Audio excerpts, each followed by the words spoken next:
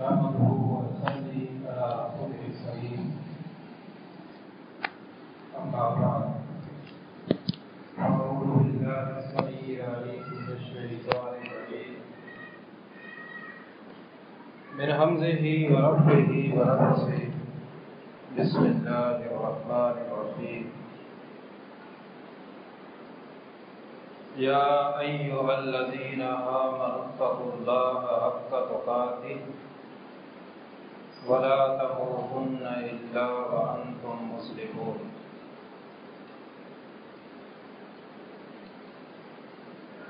میں آج کی اس مختصر نشست میں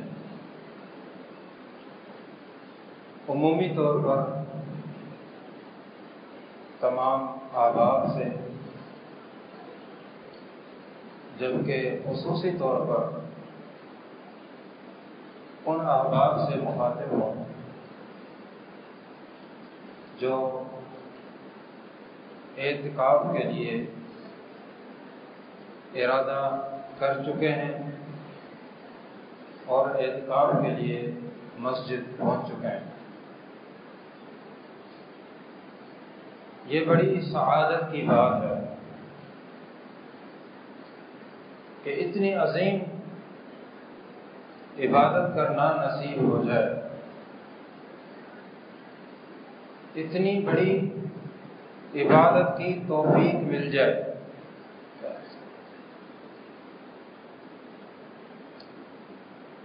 یہ دلیل ہے کہ اللہ تبارک و تعالی خیر کا ارادہ کر رہا ہے. اللہ کے نبی صلی اللہ علیہ وسلم کی حدیث ہے من یرد اللہ بہ خیرا استعملہ، کہ اللہ تبارک و تعالی جس کے ساتھ خیر کا ارادہ کرتا ہے اس کو استعمال کرتا ہے. صحابہ کرام رضوان اللہ علیہم اجمعین پوچھتے ہیں کیف یستعملہ، کیسے استعمال کرتا ہے؟ پیارے پیغمبر صلی اللہ علیہ وسلم نے فرمایا کہ نیکی کی توفیق دیتا ہے. وہ آدمی نیکی کرتا رہتا ہے نیکیوں کے ساتھ جڑا رہتا ہے یہاں تک کہ اس کی موت واقع ہو جاتی ہے. تو پتہ چلا کہ عبادت کی توفیق مل جائے، نیکی کی توفیق مل جائے، عمل صالح کی توفیق مل جائے، یقینی طور پر اللہ تبارک و تعالیٰ نے خیر اور بھلائی کا ارادہ کر لیا. تو یہ اعتکاف کی توفیق کا مل جانا یہ اللہ کی طرف سے خیر کی دلیل ہے، بھلائی کی دلیل ہے. اور جو لوگ اعتکاف میں بیٹھ رہے ہیں یقینی طور پر وہ عظیم لوگ ہیں. مجھے میرے شیخ فضیلت الشیخ عبداللہ ناصر رحمانی حافظہ اللہ کا ایک قول یاد آ گیا.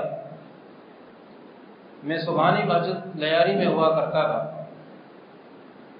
ہم نے محترم شیخ صاحب حافظہ اللہ کو اعتکاف کرنے والوں کو نصیحت کرنے کے لیے دعوت دی کہ جو احباب اعتکاف میں بیٹھ رہے ہیں آپ آ کر ان کو نصیحت کریں. شیخ صاحب آئے، خطبہ پڑھا اور فرمانے لگے کہ میں ان لوگوں کو نصیحت کروں، ہمیں چاہیے کہ ہم سب ان سے نصیحت طلب کریں،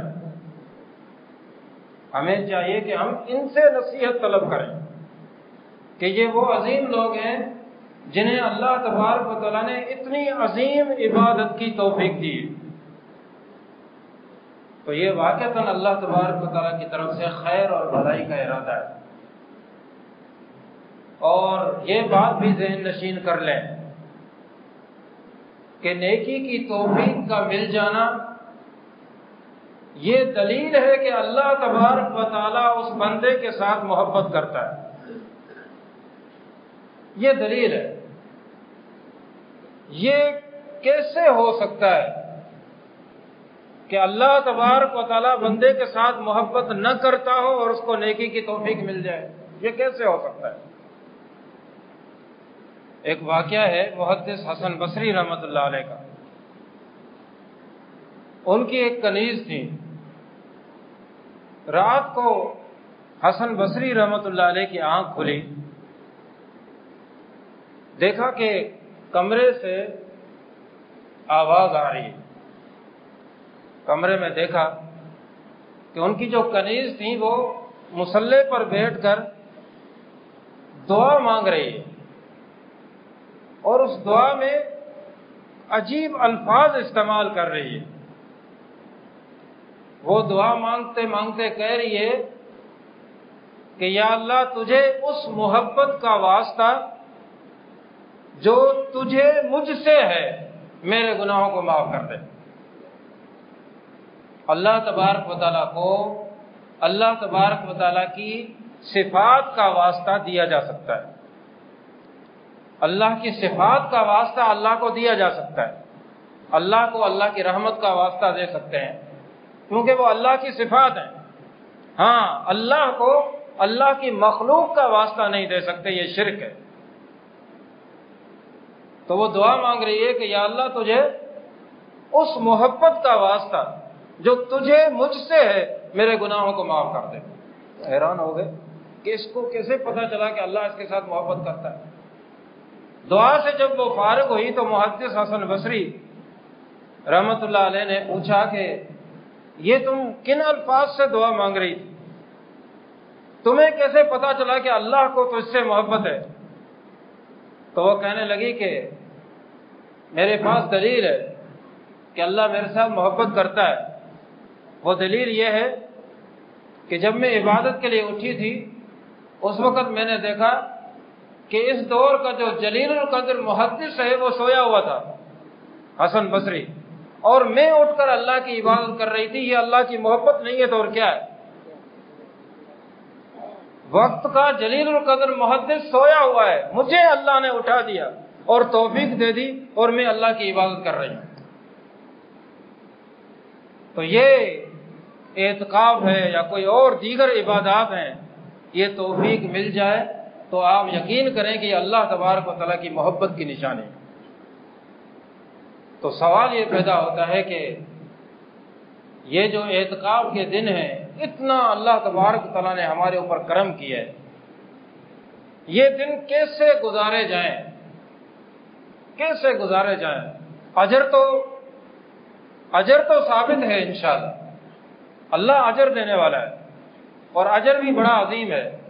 محدث دیار سندھ سید ابو محمد بدیع الدین شاہ راشدی رحمۃ اللہ علیہ بدیع التفاسیر میں اعتکاف کے اجر کے حوالے سے اللہ کے نبی صلی اللہ علیہ وسلم کی حدیث لائے ہیں کہ جو آدمی، اللہ کے نبی صلی اللہ علیہ وسلم نے فرمایا من اعتکف یومن، جو آدمی ایک دن کا اعتکاف کرتا ہے، اعتکاف کرتے وقت اس کی نیت کیا ہے؟ ابتغاء وجہ اللہ، کہ میں یہ اعتکاف اس لیے کر رہا ہوں کہ مجھے اللہ تبارک و تعالیٰ کا دیدار نصیب ہو جائے، اللہ تبارک و تعالیٰ کا چہرہ دیکھنا نصیب ہو جائے۔ ایک دن کا اعتکاف جو آدمی اس نیت سے کرتا ہے، جعل اللہ بینہ و بین النار ثلاث خنادق، اللہ تبارک و تعالیٰ اس بندے اور جہنم کی آگ کے درمیان 3 خندقیں حائل کر دیتا ہے، 3 خندقیں، اور ایک خندق کی جو مسافت ہے وہ کتنی ہے؟ اتنی ہے جتنی آسمان اور زمین کے درمیان مسافت ہے۔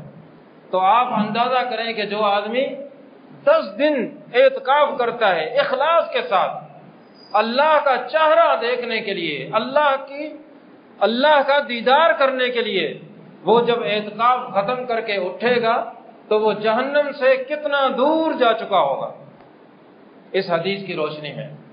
تو اجر انشاءاللہ ثابت ہے، اجر مل کر رہے گا، لیکن یہ 10 دن ہم کیسے گزاریں؟ اس حوالے سے میں چند باتیں عرض کر کے اپنی بات ختم کروں گا۔ سب سے پہلا کام یہ کریں کہ تفسیر احسن البیان اپنے ساتھ رکھیں، جو بھی اعتکاف کرنے والے احباب ہیں۔ یہ ایک تو مختصر تفسیر ہے، اور دوسرے نمبر پر یہ صحیح احادیث کی روشنی میں یہ تفسیر کی گئی، صحیح احادیث کی روشنی میں یہ تفسیر اپنے ساتھ رکھیں۔ چند صورتیں آپ کو بتاتا ہوں، ان کو ترجمے سے پڑھیں، آپ یقین کریں بڑا علم کا اضافہ ہوگا، بڑا علمی اضافہ ہوگا۔ عقیدے کے حوالے سے، اصلاح معاشرہ کے حوالے سے بڑی اس میں دعوت ہے اور تبلیغ ہے۔ کون سی صورتیں؟ سب سے پہلے سورہ بقرہ۔ اپنا ٹائم ٹیبل بنائیں، اعتکاف میں اپنا ٹائم ٹیبل بنائیں، کچھ وقت ان صورتوں کو ترجمے کے ساتھ پڑھنے کے لیے نکالیں۔ سورہ بقرہ یہ وہ صورت ہے جس کے بارے میں پیارے پیغمبر صلی اللہ علیہ وسلم کی حدیث ہے کہ کوئی باطل جو ہے اس صورت کا مقابلہ نہیں کر سکتا۔ جس گھر میں سورہ بقرہ کی تلاوت کی جاتی ہے، شیطان اس گھر سے بھاگ جاتا ہے۔ اتنی عظیم صورت، اتنی فضیلت والی صورت، آخر ہم اس کو ترجمے سے پڑھ کر دیکھیں کہ اس میں کیا ہے۔ جس صورت کی اتنی فضیلت ہے، اس صورت میں کیا ہے، اس کو ترجمے سے پڑھیں۔ دوسری صورت سورہ آل عمران۔ سورہ بقرہ اور سورہ آل عمران کے بارے میں پیارے پیغمبر صلی اللہ علیہ وسلم کی حدیث ہے کہ قیامت کے دن یہ دونوں صورتیں آئیں گی سائبان کی طرح، جس طرح بدلیاں ہوتی ہیں، اور اپنے پڑھنے والے کو بخشوانے کے لیے اللہ تبارک و تعالیٰ سے حجت کریں گی۔ اللہ کا کلام ہے، اللہ سے حجت کر سکتا ہے؟ اللہ کا کلام ہے، اللہ سے حجت کر سکتا ہے؟ یعنی اپنے پڑھنے والے کو، اپنے ساتھ تعلق رکھنے والے کو بخشوا کے چھوڑیں گی یہ دونوں صورتیں۔ تو جو اتنی فضیلت رکھنے والی صورتیں ہیں، چاہیے کہ ان کو ترجمے سے پڑھیں تاکہ ہمیں پتہ چلے کہ ان صورتوں میں کیا ہے، جو فضیلت ان صورتوں کی بیان کی گئی ہے ان میں کیا ہے۔ تیسری صورت سورہ ہود، جس کے بارے میں پیارے پیغمبر صلی اللہ علیہ وسلم کی حدیث ہے، اللہ کے نبی صلی اللہ علیہ وسلم کے وجود پر، پیارے پیغمبر صلی اللہ علیہ وسلم کے چہرے پر کچھ بڑھاپے کے آثار نظر آئے۔ صحابہ کرام رضوان اللہ علیہم اجمعین پوچھتے ہیں کہ اللہ کے نبی صلی اللہ علیہ وسلم یہ بڑھاپے کے آثار کیسے؟ اللہ کے نبی صلی اللہ علیہ وسلم نے کیا جواب دیا؟ شیبتنی ہود، مجھے سورہ ہود نے بوڑھا کر دیا۔ یعنی سورہ ہود کا جو متن ہے، سورہ ہود میں جو کچھ بیان کیا گیا ہے، مجھے اس نے بوڑھا کر دیا۔ اس سورت کو پڑھیں، اس کو ترجمے سے پڑھیں کہ آخر کیا عوامل ہیں اس سورت میں، کیا ہے کہ اللہ کے نبی صلی اللہ علیہ وسلم اس سورت کی وجہ سے بوڑھے ہو گئے، بڑھاپا طاری ہو گیا۔ اس میں آپ پڑھ کر دیکھیں گے، آپ کو معلوم ہوگا کہ اللہ تبارک و تعالیٰ کے پیغمبر اپنی امتوں کے پاس، اپنی قوموں کے پاس آتے ہیں، ان کو توحید کی دعوت دیتے ہیں، اور سامنے سے قومیں، امتیں ان اللہ کے پیغمبروں کے ساتھ کیا سلوک کرتی ہیں۔ یہ چیز پڑھ کر اللہ کے نبی صلی اللہ علیہ وسلم کے چہرے پر بڑھاپے کے آثار نمودار ہوئے۔ تو یہ تین صورتیں ہو گئیں۔ ایک اور صورت سورہ لقمان، مختصر صورت ہے، 4 رکوع پر مشتمل ہے۔ اس کو ترجمے سے پڑھیں۔ اس میں کیا ہے؟ بڑی نصیحتیں، بڑی نصیحتیں۔ سیدنا لقمان سلام اللہ علیہ اپنے بیٹے کو بڑی قیمتی نصیحتیں کرتے ہیں، بڑی قیمتی نصیحت، یا بنیا یا بنیا یا بنیا۔ یہ نصیحتیں اللہ تبارک و تعالیٰ کو اس قدر پسند آئیں کہ اللہ تبارک و تعالیٰ نے تمام نصیحتوں کو وحی بنا کر پیارے پیغمبر صلی اللہ علیہ وسلم پر نازل کر دیا، تو حق بنتا ہے کہ ہم سورہ لقمان کو ترجمے سے پڑھیں تاکہ ہمیں معلوم ہو کہ اس میں کیا کیا نصیحتیں ہیں، عقیدے کے حوالے سے، اصلاح معاشرہ کے حوالے سے، یہاں تک کہ آپ کو اس میں نصیحت ملے گی کہ لوگوں کے ساتھ گفتگو کرتے وقت چہرے کے آثار کیسے ہونے چاہیے، وَلَا تُسَعِّرْ خَدَّكَ، چہرے کے آثار کیسے ہونے چاہیے۔ آپ کو نصیحت ملے گی کہ چلتے وقت آپ کی کیا کیفیت ہو، کیا بہت زیادہ تیز چلیں یا بالکل کمزوروں اور مریضوں کی طرح چلیں یا درمیانی چال ہو۔ اس میں آپ کو یہ نصیحت بھی ملے گی کہ آواز آپ کی کیسی ہونی چاہیے، بہت بلند آواز نہیں ہونی چاہیے۔ اس صورت میں بہت اونچی آواز کو گدھے کی آواز کے ساتھ تشبیہ دی گئی ہے۔ تو یہ دیکھیں کتنی عظیم صورت ہے، کتنی قیمتی نصیحت ہے۔ تو سورہ لقمان کو ترجمے سے پڑھیں۔ اور ایک اور صورت، 5ویں اور آخری صورت، سورہ حجرات، مختصر صورت ہے۔ سورہ حجرات میں اصلاح عقیدہ اور اصلاح معاشرہ کے حوالے سے بڑے قیمتی احکامات موجود ہیں، بڑے ہی قیمتی احکامات۔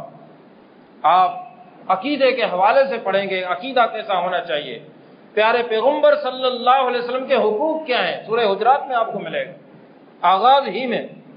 اسی طرح معاشرے میں اپنے جیسے انسانوں کے ساتھ ہمارا رویہ کیسا ہو، ان کی عزت کے حوالے سے کیا ہم کس قدر گفتگو کر سکتے ہیں۔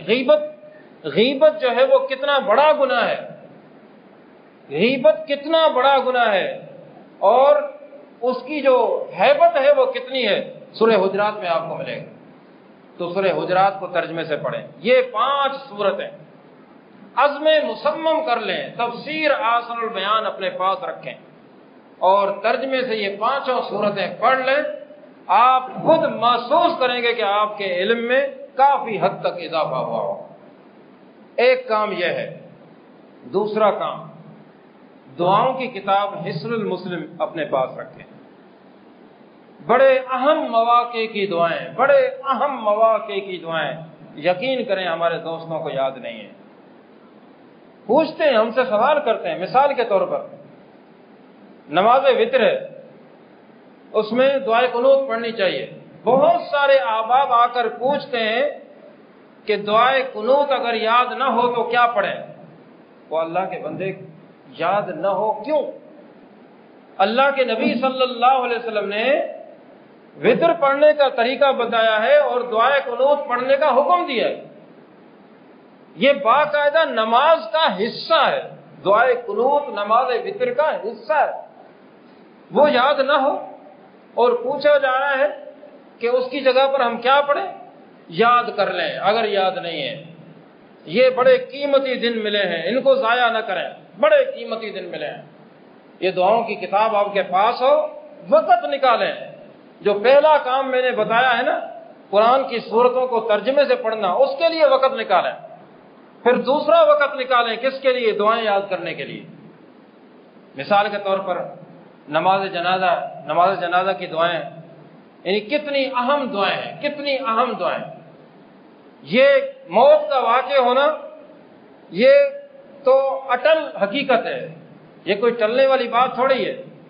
کبھی کسی کے والد کا انتقال، کبھی کسی کی والدہ کا، تو نماز جنازہ میں چاہ رہے ہوتے ہیں کہ میں اپنے والد کے لیے، اپنی والدہ کے لیے، اپنی بہن کے لیے، اپنے بھائی کے لیے اللہ تبارک تعالیٰ سے مانگو۔ اور نماز جنازہ میں جو کیفیت ہوتی ہے، آدمی بڑے ہی خلوص سے اللہ سے مانگتا ہے، بڑے ہی خلوص سے۔ تو جی چاہ رہا ہوتا ہے کہ میں اللہ سے اپنے والد کے لیے، اس میت کے لیے مانگوں، لیکن دعائیں یاد نہیں، کچھ نہیں مانگ رہا ہوتا، چاہتے ہوئے بھی دل چاہ رہا ہے کہ مانگوں اللہ تبارک و تعالیٰ سے اس کی بخشش کے لیے، اس کی مغفرت کے لیے، لیکن دعائیں یاد نہیں ہیں۔ اور ایسی دعائیں آپ حصن المسلم میں پڑھ لینا۔ ایسی دعائیں ہیں کہ ایک صحابی، صحیح مسلم کی حدیث ہے، ایک صحابی کہتے ہیں ایک جنازے کی نماز اللہ کے نبی صلی اللہ علیہ وسلم نے پڑھائی، دعائیں مانگی اور بڑی عظیم دعائیں مانگی۔ جب اللہ کے نبی صلی اللہ علیہ وسلم وہ دعا مانگ رہے تھے تو صحابی کہتے ہیں میں سوچ رہا تھا کاش یہ جنازہ میرا ہوتا، کاش یہ جنازہ میرا ہوتا کہ اس میت کے لیے پیارے پیغمبر صلی اللہ علیہ وسلم اس قدر عظیم دعائیں مانگ رہے ہیں، ان دعاؤں کا مستحق میں ٹھہرتا۔ اس قدر عظیم دعائیں ہمیں یاد نہیں ہیں، اور چاہتے ہوئے بھی ہم میت کے لیے، اپنے عزیز کے لیے اللہ تبارک و تعالیٰ سے نماز جنازہ میں کچھ نہیں مانگتے، اس لیے کہ دعائیں یاد نہیں ہیں۔ تو یہ دعائیں یاد کریں۔ اسی طرح آج کل ہم تراویح پڑھ رہے ہیں، ویسے بھی تلاوت کر رہے ہیں، 15 سجدے آتے ہیں، 15 سجدے قرآن مجید میں، لیکن سجدہ بھی کر لیتے ہیں ہم، لیکن سجدے میں، سجدے تلاوت میں جو دعا پڑھنی چاہیے وہ ہمیں یاد نہیں، وہ ہمیں یاد نہیں۔ حالانکہ اللہ کے نبی صلی اللہ علیہ وسلم کی سنت پر اچھی طرح عمل کرنا چاہیے، پیارے پیغمبر صلی اللہ علیہ وسلم کے حکم پر اچھی طرح عمل کرنا چاہیے۔ تلاوت کرتے وقت سجدہ آ گیا، اللہ کے نبی صلی اللہ علیہ وسلم کا حکم ہے سجدہ کریں، سجدہ ہم کرتے ہیں۔ دوسرا اللہ کے نبی صلی اللہ علیہ وسلم کا حکم ہے کہ دعا پڑھیں، سجدے تلاوت کی دعا، وہ ہم نہیں پڑھتے، وجہ کیا ہے؟ یاد نہیں۔ تو یہ جو دن ہمیں مل رہے ہیں اعتکاف کے، ان کو ضائع نہ کریں۔ اس طرح کی دعائیں اور بھی کئی مواقع کی دعائیں ہوں گی، وہ ضرور یاد کریں۔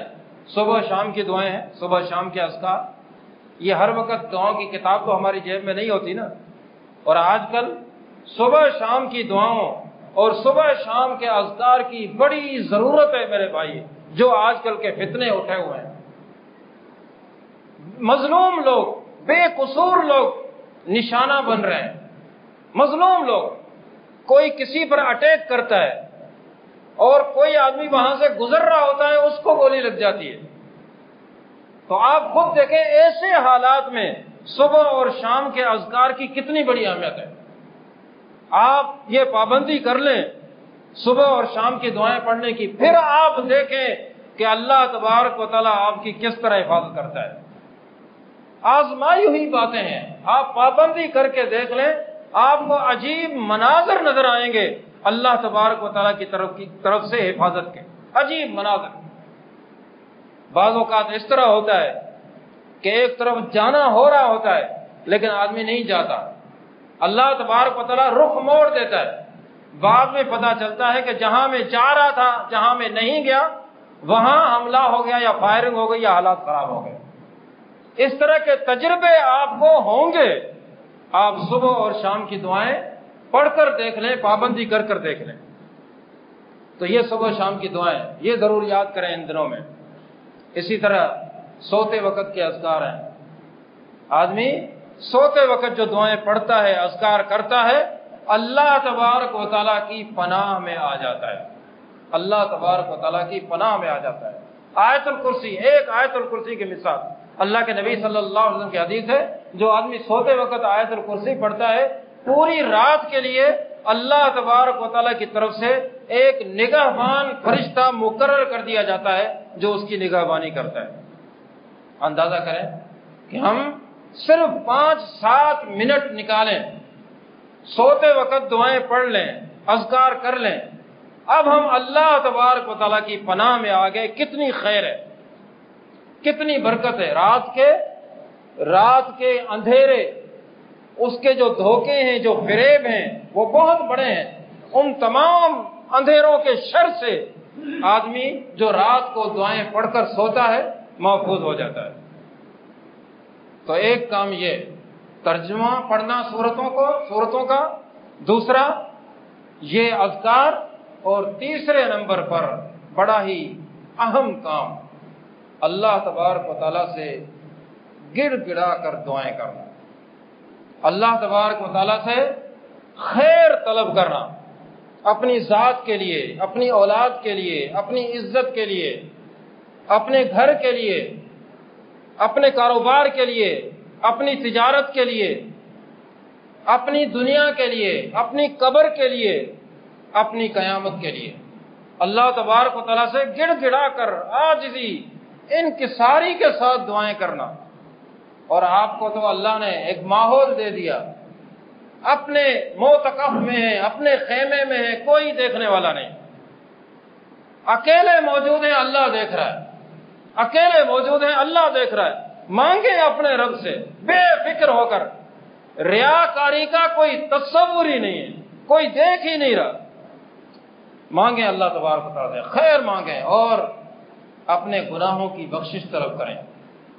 اپنی گزشتہ جو زندگی ہے، پوری زندگی میں انسان ہے، خطائیں ہوئیں، نافرمانیاں ہوئیں، گناہ کے کام ہوئے، سرکشیاں ہوئیں، بغاوتیں ہوئیں، ہاتھ اٹھائیں خیمے میں بیٹھ کر تنہائی میں اپنے گناہوں کی لسٹ اللہ تبارک و تعالیٰ کے سامنے پیش کر دیں کہ یا اللہ فلاں موقع پر مجھ سے یہ ہوا، مجھ سے یہ ہوا، مجھ سے یہ ہوا، یا اللہ دوسروں کو نہیں پتا، تجھے پتا ہے، مجھے پتا ہے اور تجھے پتا ہے، تو معاف کر دے۔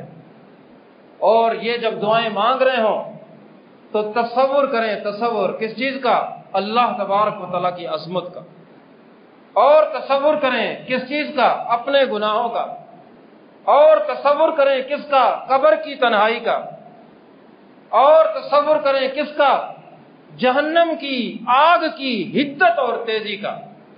یہ تمام تصورات ذہن میں بٹھا کر جب اللہ تبارک و تعالیٰ سے دعائیں کریں گے تو دعائیں جو آواز نکلے گی وہ دل سے نکلے گی، اور دعائیں مانگتے مانگتے ایک لمحہ آئے گا آنکھوں سے آنسو جاری ہو جائیں گے، اس لیے کہ آدمی اپنے گناہوں کو بھی یاد کرتا جا رہا ہے اور اللہ تبارک و تعالیٰ کی عظمت کو بھی تصور میں بٹھایا ہوا ہے، قبر کی تنہائی بھی یاد ہے اور جہنم کی آگ کی حدت اور تیزی بھی یاد ہے، اور اپنے گناہوں کو یاد کر کے جب مانگ رہا ہے تو ایک لمحہ دعا مانگتے مانگتے ضرور آئے گا کہ آنکھوں سے آنسو جاری ہو جائیں گے، اور یہ بہت بڑی کامیابی ہے۔ اللہ کے نبی صلی اللہ علیہ وسلم کی حدیث ہے وَرَجُلٌ ذَكَرَ اللَّهَ خَالِيًا فَفَاضَتْ عَيْنَاهُ، قیامت کے دن اس آدمی کو بھی اللہ تبارک و تعالیٰ کے عرش کا سایہ نصیب ہوگا جو تنہائی میں اللہ کو یاد کر رہا ہے، تنہائی میں، آپ کو میسر ہے اپنے خیمے میں، اپنے معتکف میں، تنہائی میں اللہ تبارک و تعالیٰ کو یاد کر رہا ہے، یاد کرتے کرتے اس کی آنکھیں بہہ پڑی، رو پڑا، اللہ سے مانگ رہا ہے اور رو رہا ہے۔ یہ وہ شخص ہے کہ قیامت کے دن اللہ تبارک و تعالیٰ اس کو اپنے عرش کے سائے تلے جگہ عنایت کرے گا۔ اور قیامت کا دن کون سا ہوگا؟ پیارے پیغمبر صلی اللہ علیہ وسلم کی حدیث ہے کہ لوگ اپنے اپنے گناہوں کی بقدر پسینے سے شرابور ہوں گے، اپنے اپنے گناہوں کی بقدر، کوئی ایڑیوں تک، کوئی گھٹنوں تک، کوئی کمر تک، کوئی کندھوں تک، اور کوئی بالکل پسینے میں ڈوبا ہوا ہوگا۔ اور مسند احمد کی صحیح سند کے ساتھ حدیث ہے، اللہ کے نبی صلی اللہ علیہ وسلم نے فرمایا کہ لوگ اس پسینے سے اتنے بیزار ہوں گے، اتنی تکلیف محسوس کر رہے ہوں گے کہ اس خواہش کا اظہار کریں گے کاش ہمیں اس پسینے سے نجات مل جائے، بھلے ہمیں جہنم میں پھینک دیا جائے۔ ان کو کیا پتا کہ یہ پسینہ جہنم کی آگ کے مقابلے میں کچھ بھی نہیں۔ تو ایسے حالات میں اگر کسی کو اللہ تبارک و تعالیٰ کے عرش کا سایہ نصیب ہو جائے تو وہ کتنا خوش نصیب ہے۔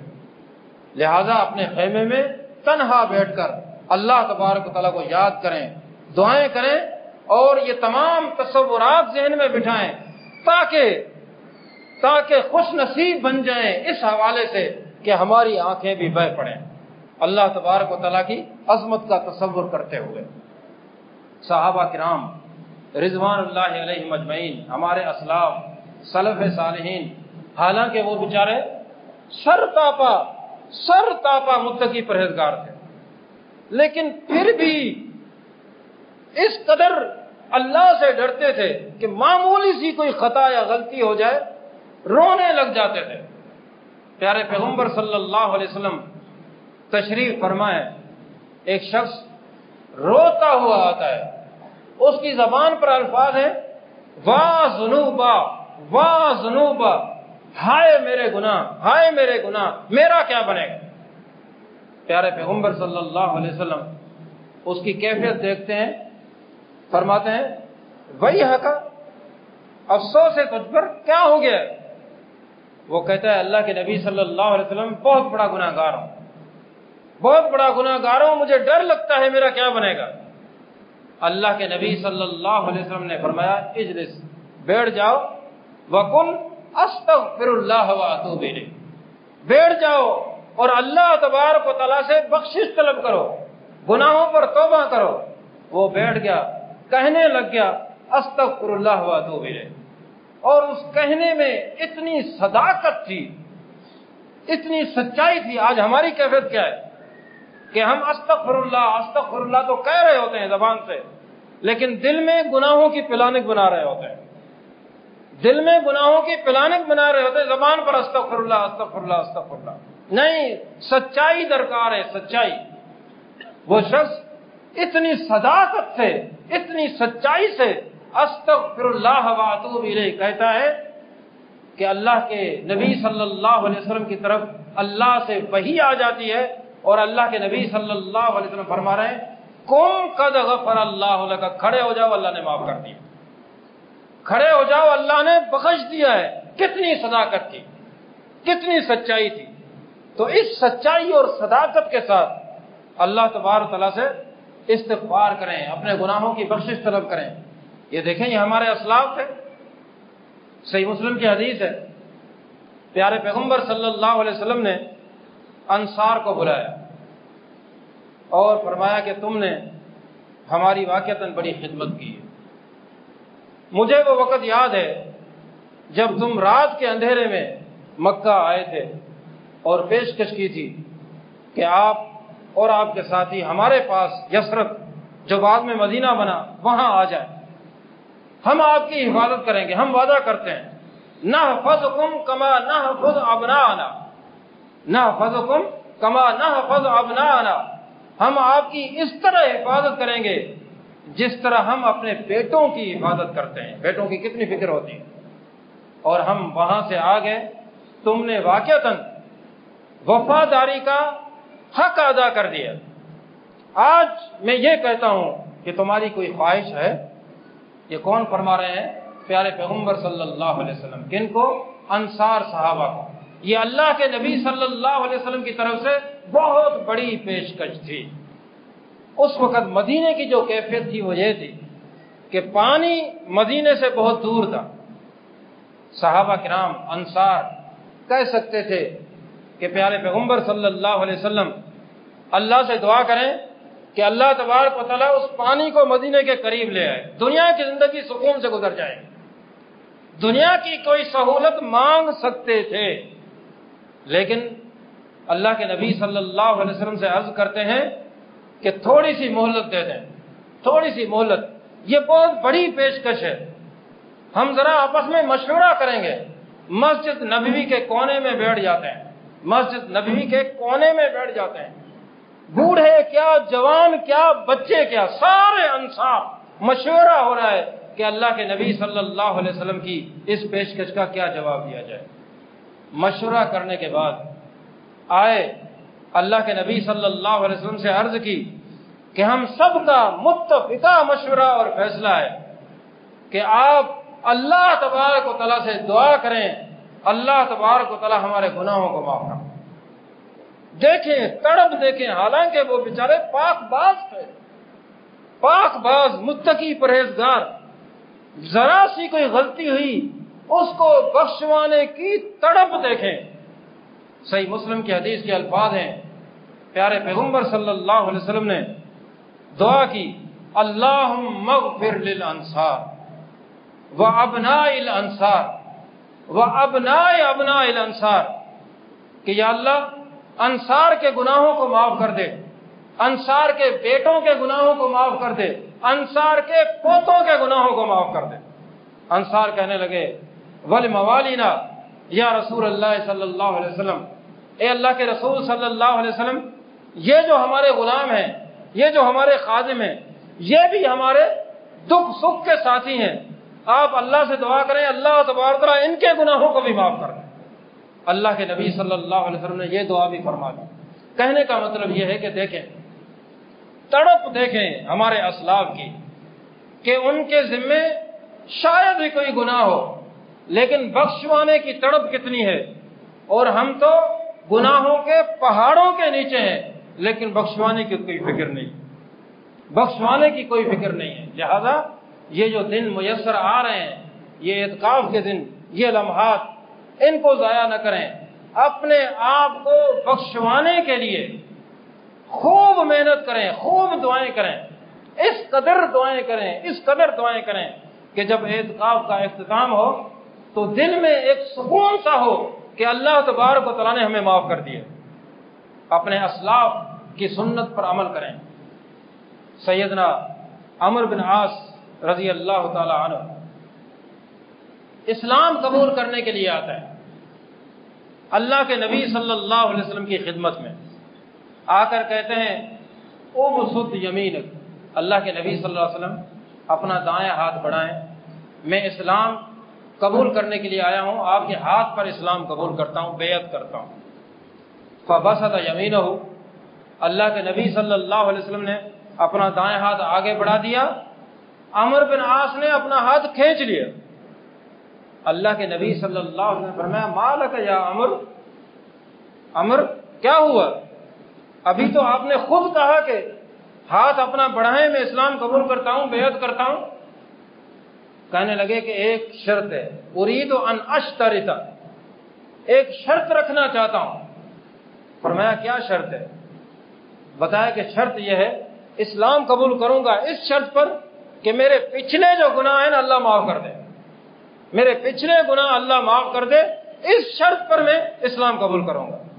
پیارے پیغمبر صلی اللہ علیہ وسلم نے فرمایا کہ ان الاسلام یہدم ما کان قبلہ، یہ ایک اصول اور قاعدہ ہے کہ جو آدمی اسلام قبول کرتا ہے اسلام سے پہلے والے سارے گناہ اللہ تبارک و تعالیٰ معاف کر دیتا ہے۔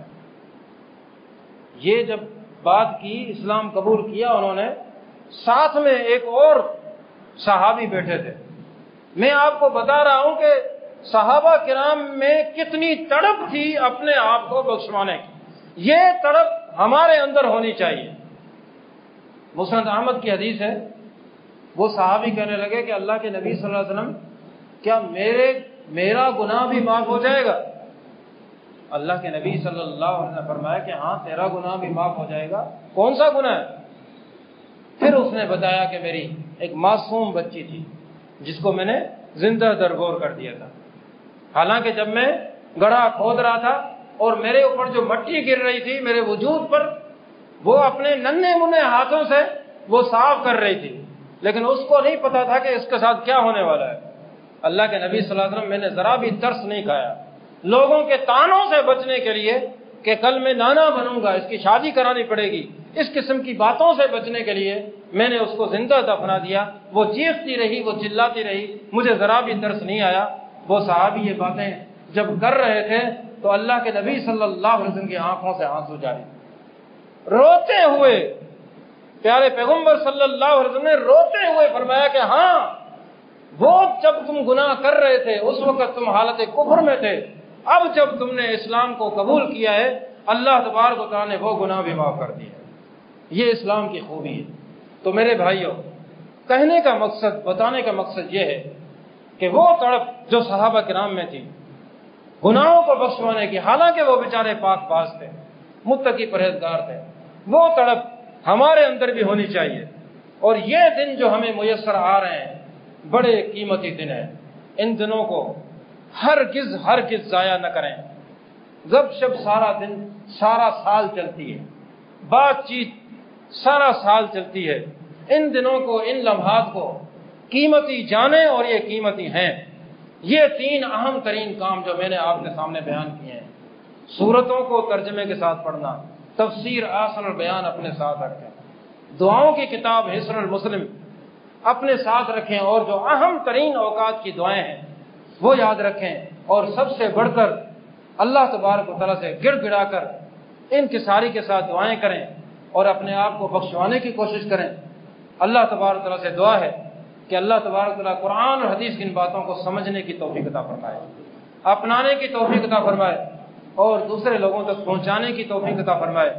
وآخر دعوانا ان الحمدللہ رب العالمین۔ اس ویڈیو کو زیادہ سے زیادہ شیئر کیجیے اور ہمارے چینل سبحانی مسجد لیاری کو سبسکرائب کیجیے اور صدقہ جاریہ کے مستحق بنیے۔ جزاکم اللہ خیرا کثیرا فی الدنیا والآخرہ۔